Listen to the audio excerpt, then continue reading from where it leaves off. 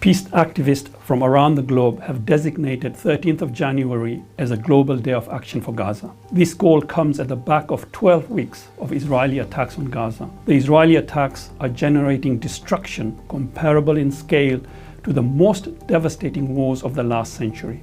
Israel has dropped over 30,000 bombs, killing 300 people daily in Gaza. Nearly 70% of Gaza's homes have been completely or partially destroyed. This is equivalent to destroying cities like Boston, Helsinki, Rotterdam, and Leeds. According to the United Nations, half of the population of Gaza is at risk of starvation, and the World Health Organization reports that Israeli attacks and the siege are resulting in the spread of diseases that may ultimately kill more people than Israel's bombs.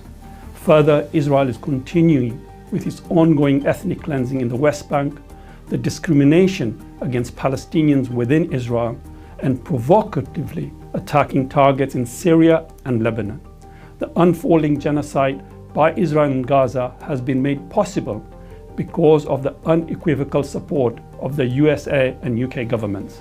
The US and UK governments have even blocked a UN Security Council resolution calling for a ceasefire. The last 3 months have shown the Nakba, the catastrophe, has never been over, and it is in its most acute manifestation of 1948 is returning much more aggressively. This is despite the slogans of never again, the Universal Declaration of Human Rights, international law, Geneva Convention, and UN resolution.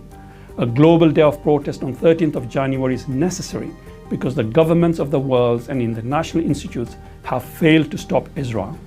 People's power has in the past helped stop the US war in Vietnam. People's power has helped end apartheid in South Africa, despite being supported by the US and UK.